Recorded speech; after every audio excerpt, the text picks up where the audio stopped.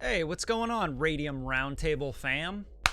It's Monday. Happy Monday. Hope you guys are doing really well. I wanted to start off this week by giving you guys some more insight and more kind of in-depth, deep dive into creating a sync record, right?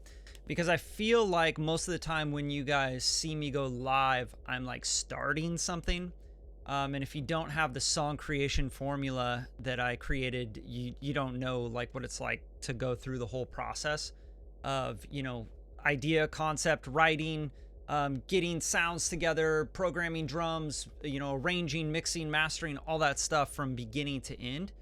So I wanted to just kind of dive into a project that I've spent about 4 to 5 hours on and give you guys kind of like an insight into what I'm looking for and what I'm doing for a sync record. So that's what this is.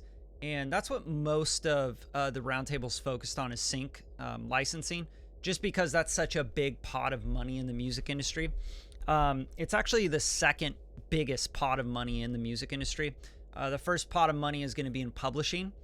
But the truth is if you're not world famous, you're not a really big artist, you're not, doing crazy numbers, you're not seeing much of that publishing money. Let's be honest, right? So you can actually collect a lot of publishing money through sync licensing as well. And probably a lot more than I know a lot more than you'll typically get with streaming unless you're a really, really big artist with a big name and you've been releasing records for a long time. So the sync licensing thing and game is just, a way to get you guys making money quicker in music, especially if you're at a certain skill level. So that's what this is about today. I want to show you guys how to kind of get up to that skill level and things to think about when you're writing for sync. This month, I'm actually focused on making an album of Retrowave songs. And I'd love it if you guys, being that you are in the Radium Roundtable, I'd love it if you guys pitched me stuff as well to get involved in this record, in this album. It'll be 5 to 7 songs, and I'll be pitching it out to publishers that I know. And then I'll be pitching it out to publishers that I don't know if I can't get a good deal with the publishers I do know. So it's really important to understand what people are looking for, be able to read the briefs, get into the details of the arrangement, the sounds they're looking for, making something fresh that's retrowave, right? That doesn't sound dated. It's really important that you're not making retro music. You're making music that's fresh and current with retro sounds.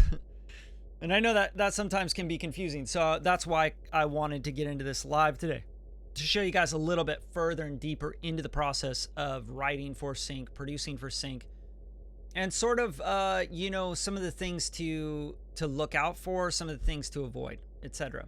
So I'm going to just show you guys. So when I come to my session, this is just Logic Pro. That's what I use typically. You can see there's already a bunch of tracks. There's already plugins. There's already sounds that are kind of, in different parts of the arrangement that I got going on. So I'm going to play you this right now. This is typically the way I write for sync albums. And hopefully this helps you as well, is I'll spend 90 minutes every single day. Meaning I'll spend an hour and a half every day of a session just working on one track until it's completely done. And typically it'll take me about 3 to 4 sessions, so 3 to 4 days to finish out a song completely, right? Which if I can get a song done per week or a song done per every 3 to 4 days, I'm in a really good spot, because then I can, I can take those songs and I can build albums, and I can kind of go, oh, that one's not good enough to add to this album. And I'm trying to do 5 to 7 song albums every month, right? So if I can get an album of 5 to 7 songs done every month, then I'm on par to get done, 50, 60 songs every year, 65, 70 songs a year, right? And that's going to equate to a lot of deals with publishers, a lot of sync licensing opportunities, and also the ability for me to write to fresh briefs and stay fresh and relevant with the sync licensing. That's an important aspect.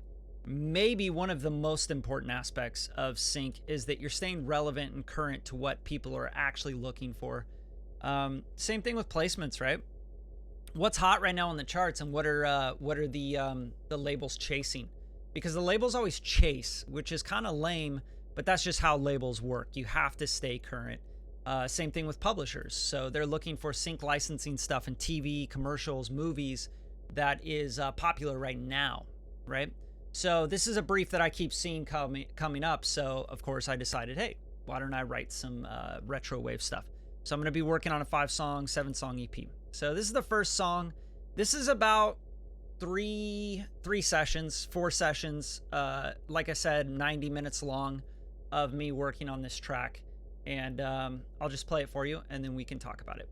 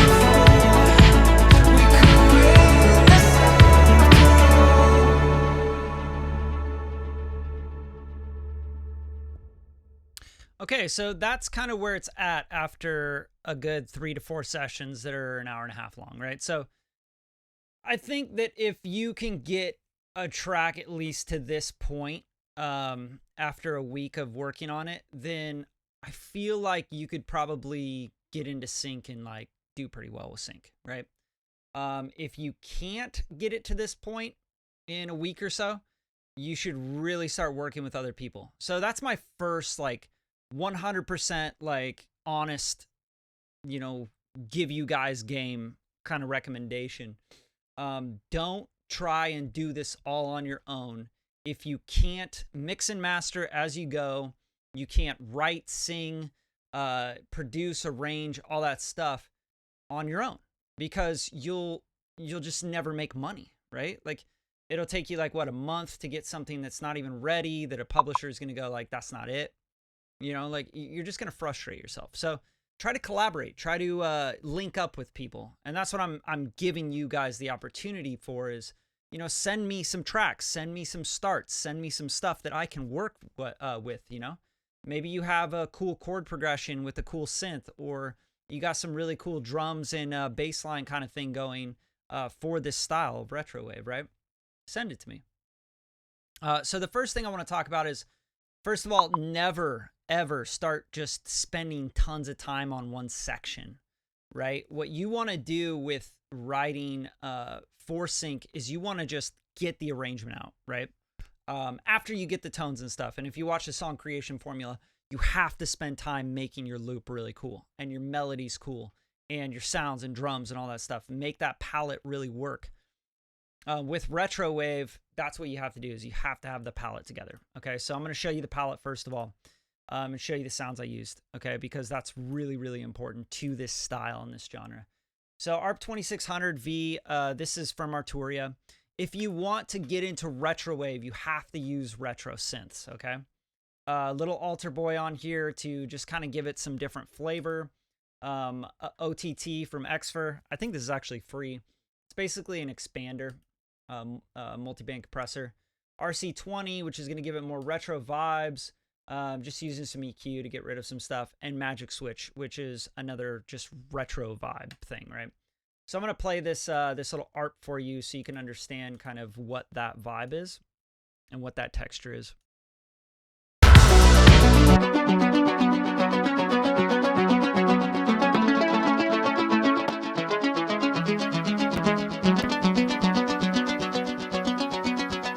So you notice, like, when I take off all the plugins, it's like really clean. It's like almost too clean to be retro sounding.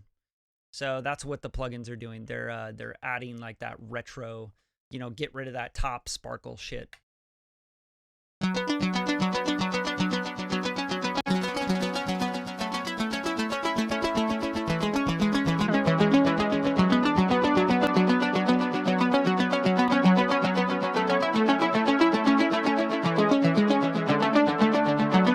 Okay, and then there's an ARP in here. I'm just ARPing it at 16th notes. Nothing crazy. You got a pattern here. It's just literally playing the do-do-dee, do-do-dee, do-do-dee, do-do-dee. You know, it's just like repeating 16th note stuff. So another thing I did is I like to shorten the length of the notes. So I'll show you what that does as well.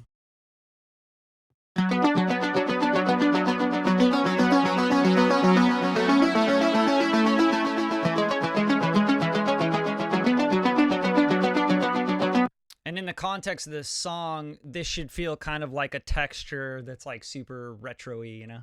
So this is what it sounds like in the song.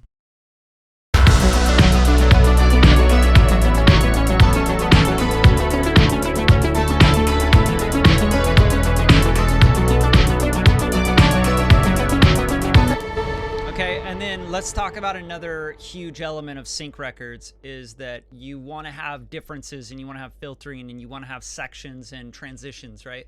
So what I did is I duplicated the track and I just kind of messed with, you know, adding a filter sweep and all that stuff and automating stuff. So here's what the intro of this sounds like.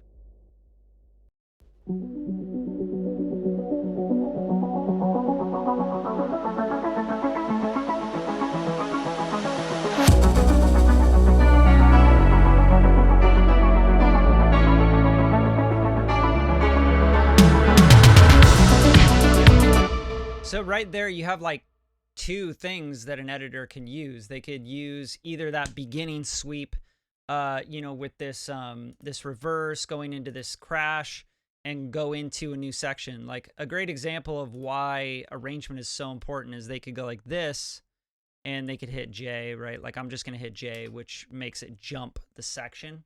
And like, for example, you could use like an editor could chop from here to here basically. And I'll show you what that sounds like.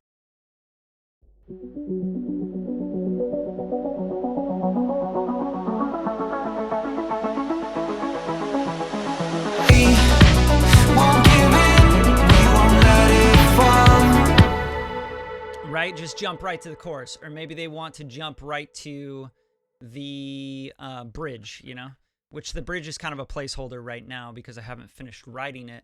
But let's try this. Like, let's just jump here. So you want to think in like 4 and 8 bars, even 2 bars sometimes. So an editor can chop, and an editor can go, oh, I want to go from this transition into this bridge into the big chorus, right? So they can rearrange your track however they want for the picture. Okay, so let's listen to this.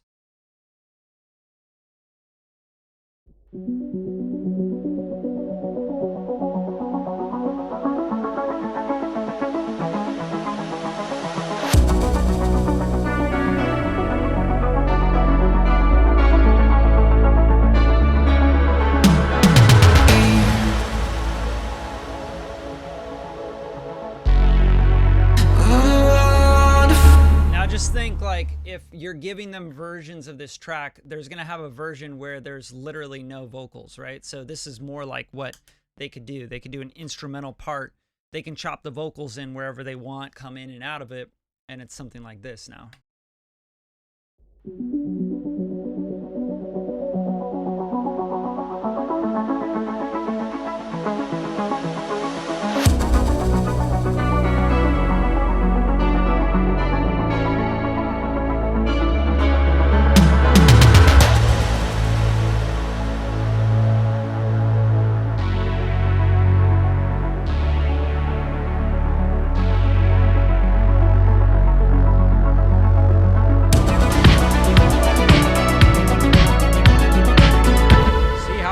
I just made a whole new edit right there. That was really, really quick and easy, but think that that's a 30-second commercial. Think that it's a part of a score or a TV show or a trailer where they have additional elements, where they're having a composer score on top of it, where it's going,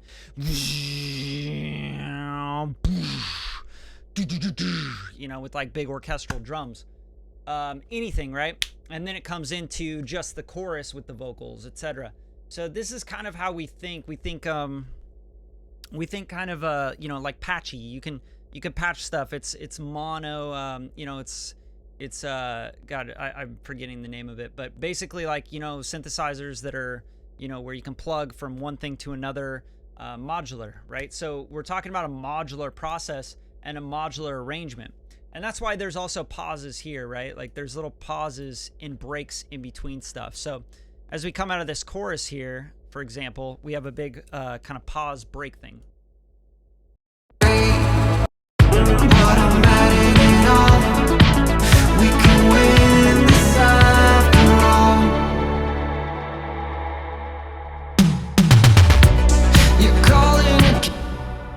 So now we have another transition, we have another idea and another opportunity to change up the arrangement for the edit.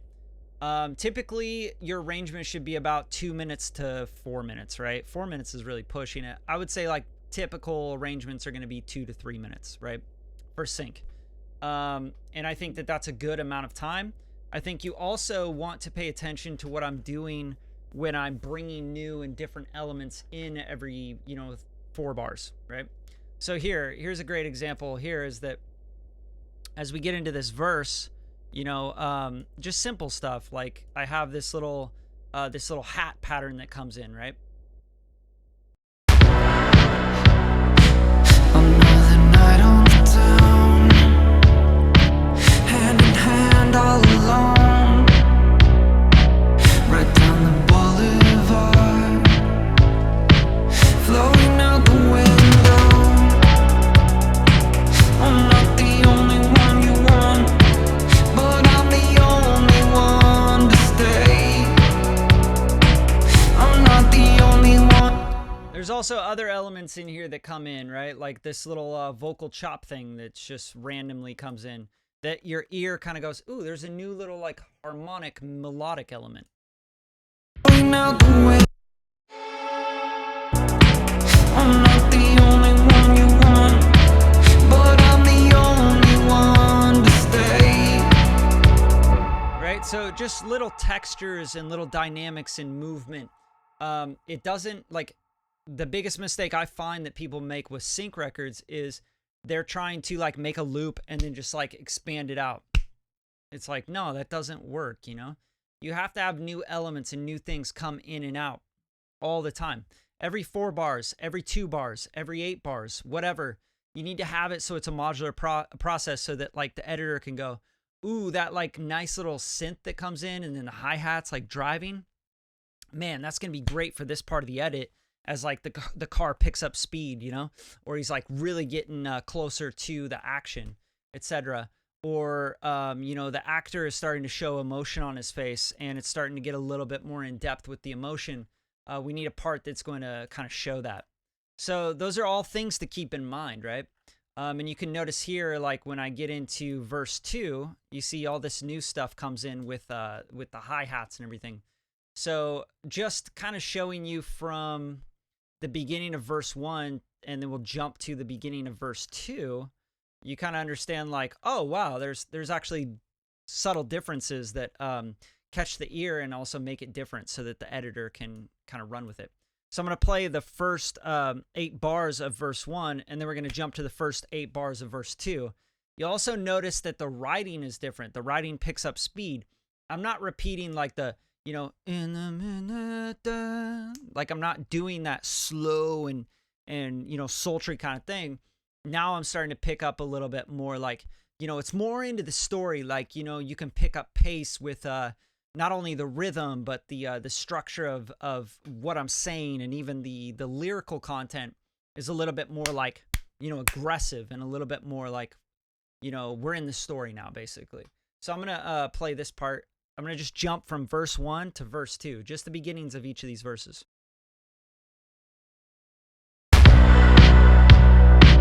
Another night on the town, hand in hand all alone, right down the boulevard, floating out the window.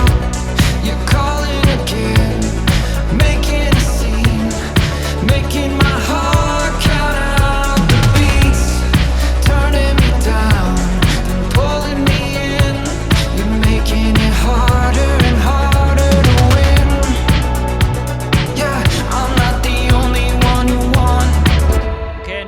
sync is like I have these same parts, like this is the pre-chorus here, the first pre-chorus, starting here, and then let's jump to the second pre-chorus, just so you can hear just very subtle differences in the pre-choruses as well.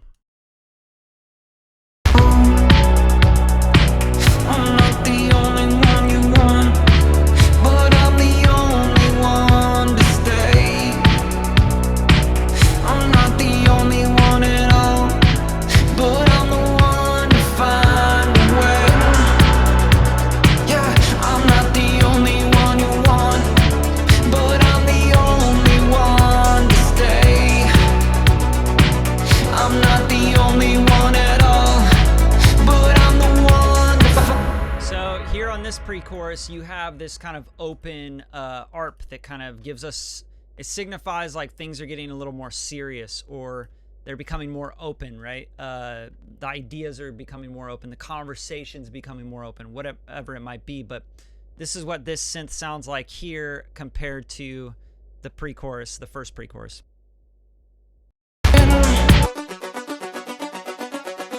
Only one you want, but I'm the one you want, but I'm the only one. Yeah, I'm not the only one you want, but I'm the only. Floating out the window, I'm not the only. Yeah, I'm not the only. Okay, and then also these elements down here come in on this pre-chorus, which are like open hats, sneak hats, like these just other elements that are going to keep it kind of moving, right? So these are just this guys here, these guys. The only one you want, but I'm the only. I'm not the only one. You're making it harder and harder to win. Okay, so there's different elements and different like tempos and things coming in. And then like, you know, for the choruses are different, right? Like they have different textures. I haven't finished the vocal production on this stuff, so there's a lot of different stacks and harmonies that I want to put in.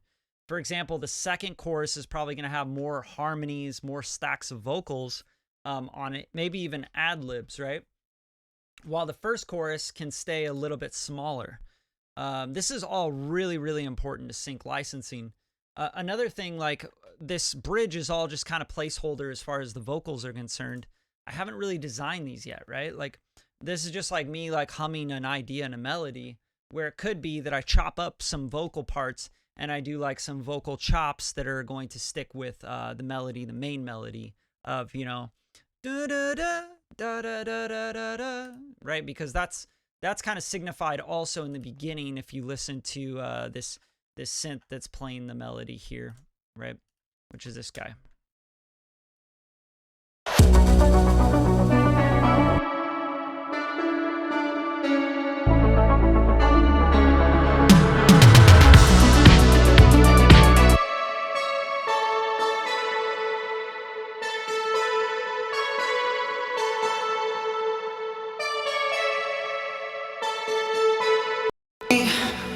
Won't give in, we won't let it fall.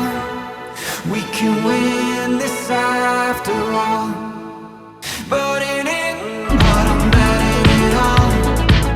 We can win this after all.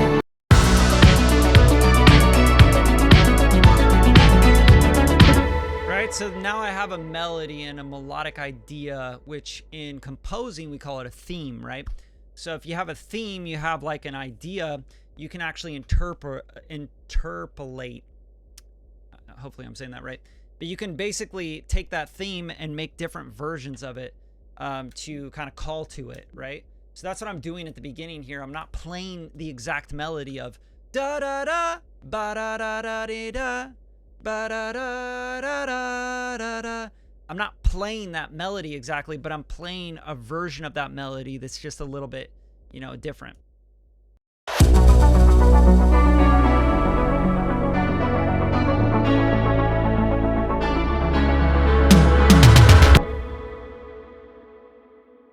And if you put those together, they would actually play off each other, right? Because it's actually a counter melody to the actual melody.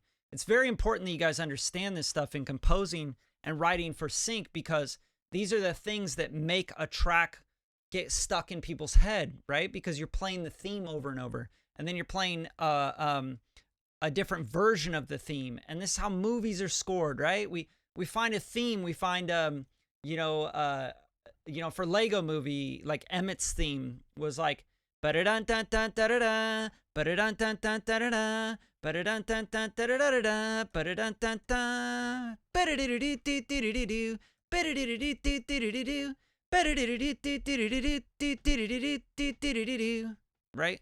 So now you take that and you can go ba-da-da-da-da, ba-da-da-da-da,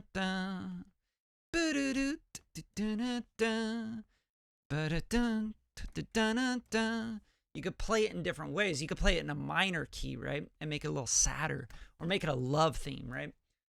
So what this is doing now is I just take this and this just counters it. Like, so you can actually play these together and they should work together.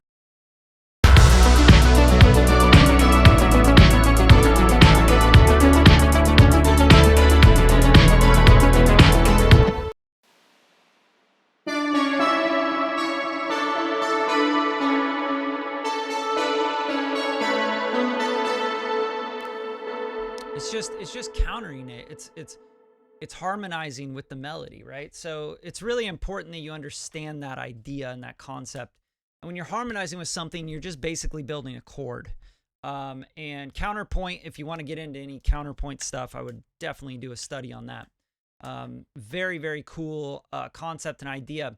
But I can do that same thing in the bridge, right? Like maybe that's what I was trying to do with this this vocal phrase.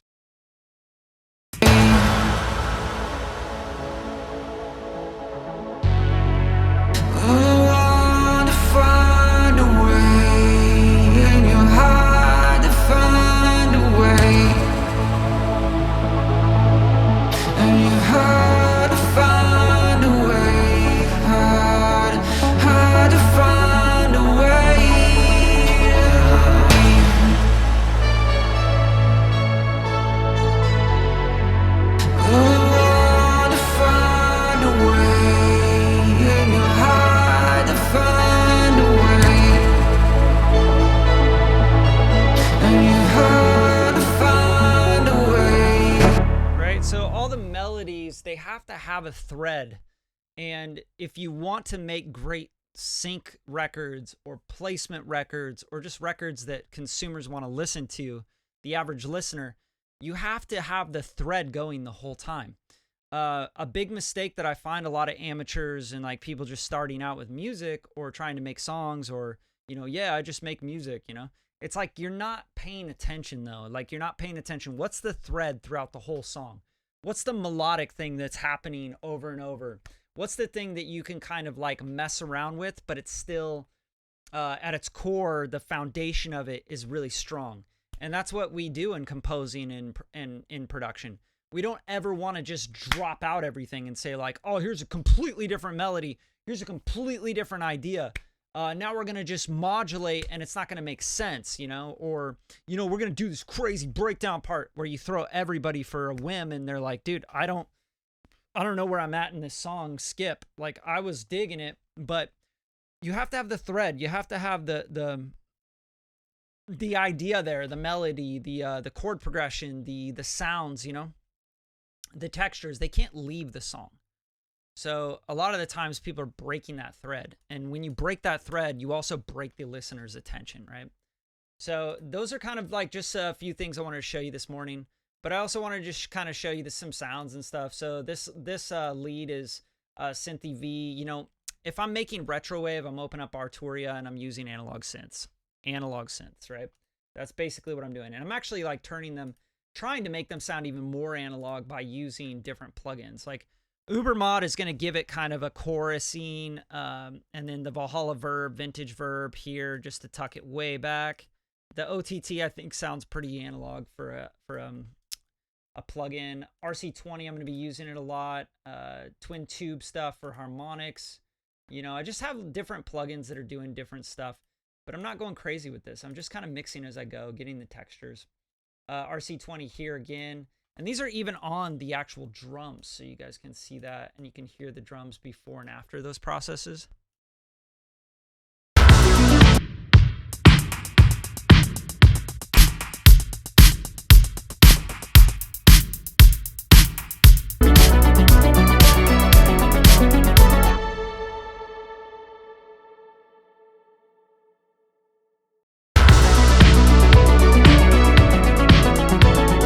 See how we like take all the high end out? We make it sound more retro. More retro to me means that things are rolling off like a cassette tape would do, right? There's other plugins like cassette tape plugins, right? Like straight up Clevguard, Clevergrand. I forget what the fuck it's called, but Clevgrand. Yeah, DAW cassette. This is actually just like straight up a cassette, plugin. You could use something like that. And typically when you put these plugins on, they're going to roll the high end off because that's what the magnetic tape did, right? It like basically just rolled the high end off and kind of boosted the low end because you're kind of like hitting it with information and making the magnets move. And you got all sorts of stuff, biasing, all sorts of stuff that's going to give you that color. So DAW cassette's great for that. Tape machines, jump into waves. You got the JJP stuff. You got Kramer tape, stuff like this. You throw a tape machine on it. You drive the tape, try it at different IPs, right? You take it to 7.5, you're going to get even more kind of retro vibes. Anything that's going to make it sound more retro on the top end. And now, what makes this modern? The modern part of it is making the vocals sound modern, right? The vocals are going to take the high end. The vocals are going to take the, you're going to make this big, like, epic, kind of dark, deep, produced, processed vocal vibe, right? Another night on the town, hand in hand all alone, right down the boulevard. Another thing on this vocal chain is that I'm bussing here to a vocoder kind of sound, right? So that's going to give me like just options to turn that up or down on different parts, but it also gives you that retro wave sound. This is very genre specific. So you have to understand the genres. You have to go into the genres and understand what they're doing with stuff. I designed this all, from hand. I called it vocal wittich, which I think it was supposed to say vocal width.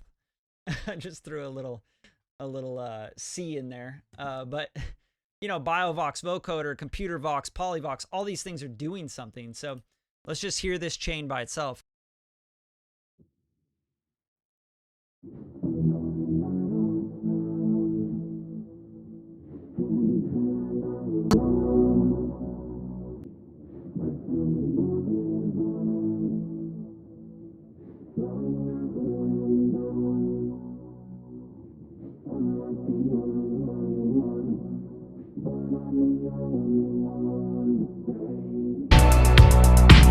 I'm not the only one at all. It just kind of gives like this filtered, like, I might even fuck with that even more, you know, like I might, you know, for example, and, you know, this is just an example. You don't need to be doing a bunch of crazy shit if you don't really know what you're doing. But, you know, I kind of want it to be a little bit more spitty. Like I want to kind of distort it a little bit more. So I might go in and grab like a distortion, like Culture Vulture or something, right? And just to show you a little something about, like, you know, really spending time on doing this stuff. I don't know where the Culture Vulture is. I think it's because it's like I don't know the name of the manufacturer, which pisses me off sometimes with the whole UAD thing. Like, where's the Culture Vulture? Thermionic. Okay. So with like here, right? Like I might just grab like a preset that's gonna go like Saturated Love. That sounds cool. And just listen to this. Another night on the town, hand in hand all alone.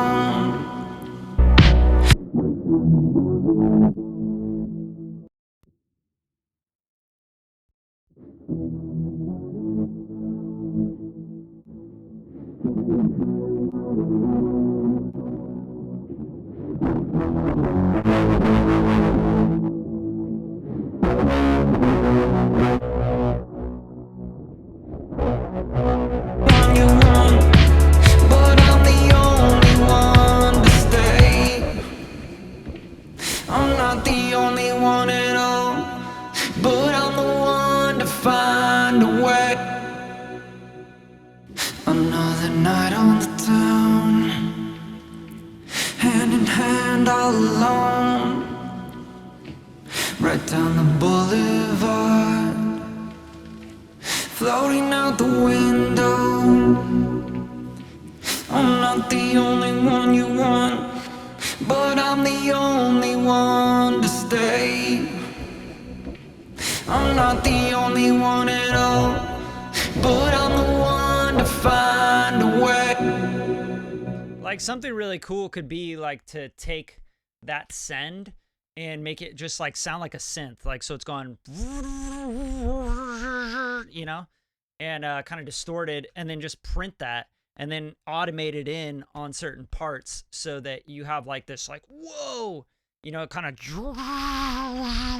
you know, and you can even pump it, sidechain it, whatever, and do some cool effects and do some cool stuff, because that's what sync is about. Sync is about like, whoa, there was like this really cool effect in this song that sounds so dope, and it'd be so great for a TV promo thing, you know, or a dope like trailer or something. So I'm just trying to make a vibe, and I'm trying to stick to making sure that I have a thread throughout the whole track. The drums I still got to work on. The vocals I still got to work on. I got stuff to do, but maybe another 1 to 2 sessions of this at 90 minutes, right? And I'm done. The song's done. It's shipped. I'm going to send it to the publisher, or I'm going to say, that one's done, move to the next one, right? So that's what I do. That's kind of like the concept, the ideas around here for this Retrowave album. And this is 3 minutes and 20 seconds long. I might find a way to make this a little bit shorter. I might cut out, for example, I might make the first chorus a little bit shorter. I might make the second verse shorter. I might take the bridge out, or I might figure out a different way to do the bridge. Maybe it's just a 4-bar like dropout thing, like right here. Maybe I'm just doing like you know, a 6-bar, you know, kind of transition thing, rather than having like a full, you know, what is this, 12-bar, like a full 12-bar like section that's a bridge.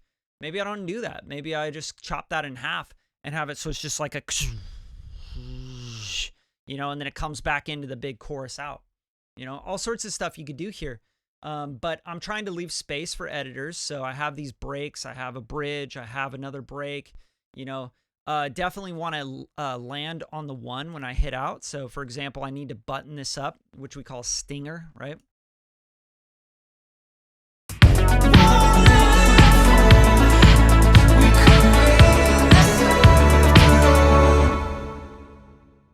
Right? We could win this after all. It has to have that big end, that big tail on the one, downbeat ending. And that's really, really important to sync as well. So you guys, hopefully you love this. If you did and you got something out of it, let me know, and I'll do more of these kind of breakdowns. I am working on, like I said, for June, I'm working on Retrowave. If you guys have any starts, you want to get in on this project, please send me stuff. Do not send me stuff that doesn't sound great, that's not finished, or, you know, dude, I just grabbed this shit from Splice. Don't send me that stuff. Send me stuff that you program, drums you program, chords, progressions, synths that you made, etc. And see if I can kind of pop that into the stuff so we can get you guys some placements as well. And yeah, this is kind of just part of the process. Like you see, I got all my plugins just going, you know. And then when I go to record and stuff, I hit, you know, this guy, which is just low latency mode. And I'll be able to record, and the plugins kind of get bypassed that need to be bypassed, etc. And you just have to, you really have to get a workflow and a consistency to this stuff if you really want to make sync records. It has to be an everyday thing, guys. Like you can't just, yeah, you can't just, oh, I'm going to do this every once in a while, bro, and I worked on this thing, and, yeah, you know. Yes, this is my vocal. Yeah, it is really hard to keep switching sides of the brain. That's why I'm saying the biggest thing that you guys can really do is if you can't get something to this level, or you don't feel like you could be able to switch between, you need to work with other people. You need to collaborate, figure out what you're really good at, figure out even if it's a genre that you're good at, right? You might want to just focus on the genre that you're like super dope at, right? That you can create melody loops on, or, you know, stuff that's very original. And just focus on that. Like if you're like, dude, I don't know the first thing about Retrowave, like, fine, you know, a really good way to do this is just go to Spotify and, you know, start searching Retrowave playlists. Retrowave. Easy, right? And then we'll just go into, like, playlists here. So, yeah, there's tons of them, right? Like, Retrowave, Retrowave, Retrowave, Retrowave. Various artists. Like, there's a ton of Retrowave stuff. I did not even think that that was the case here. Okay, so like, and then you can just start going through some of this stuff.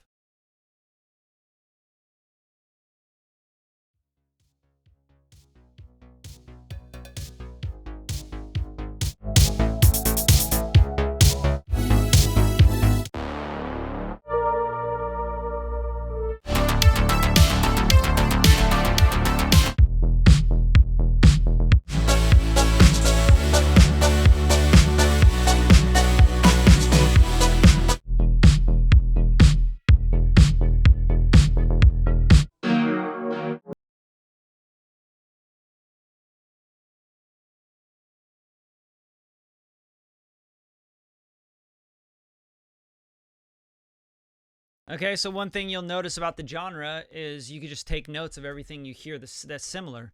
Analog synths.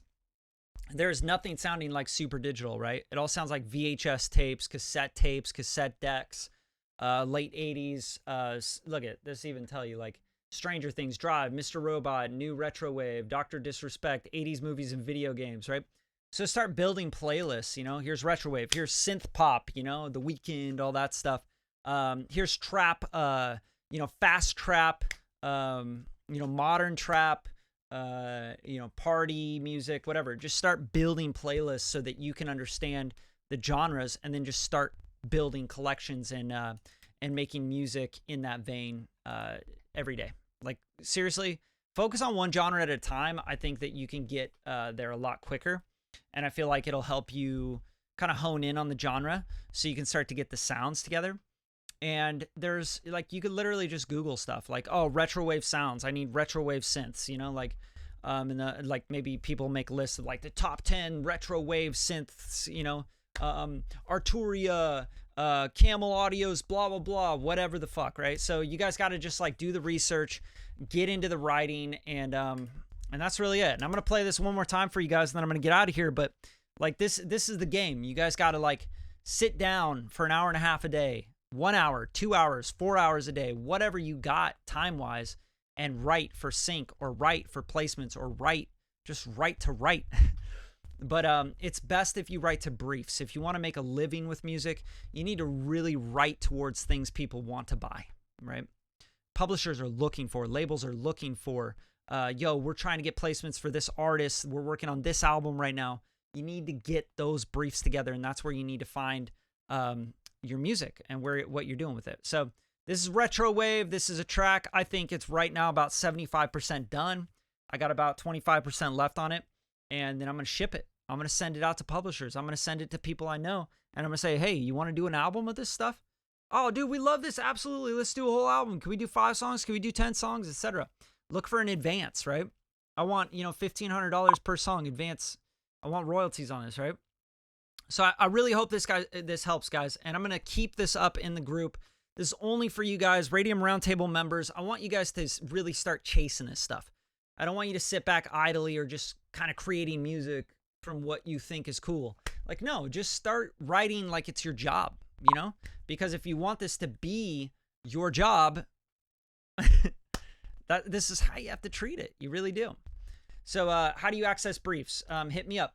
I got briefs. I mean, I think they're probably even in this group. Should I show you guys like what you guys already have that you're not really looking at? I mean, here, let's go to Chrome. Let's go to the Facebook. Let's go to this group. Internet slow.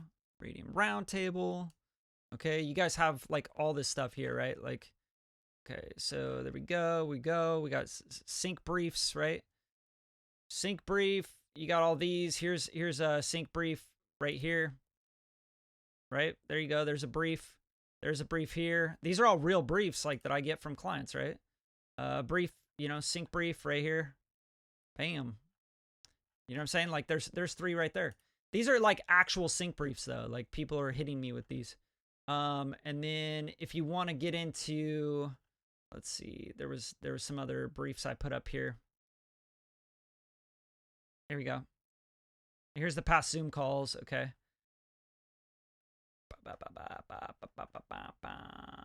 Yeah, I need to tag all these, huh? So you guys can here's a live brief. Looking for mid to up tempo songs in the same general stylistic wheelhouse as the following, right?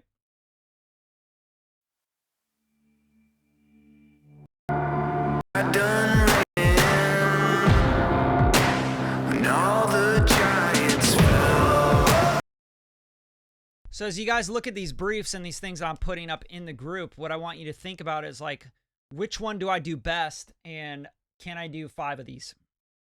You need to think about doing albums. Don't go like, oh, I'm going to go right to this brief. Now I'm going to go do a different genre. Now I'm going to go do a different genre. Now I'm going to go do a different genre. I'm going to just grab briefs. No. Find a brief that fits more of your style and what you're good at. Like maybe you do this stomp clap rock stuff really well, right? And then make 5 of these. Make 10 of these. Make 15, 20, 30, 50 of these, right? Try to get one done per week, or one per month or whatever you can, fit in. And then pitch them out. Send them to me. Ask for feedback. Here's where I'm at with this brief. What do you think of it?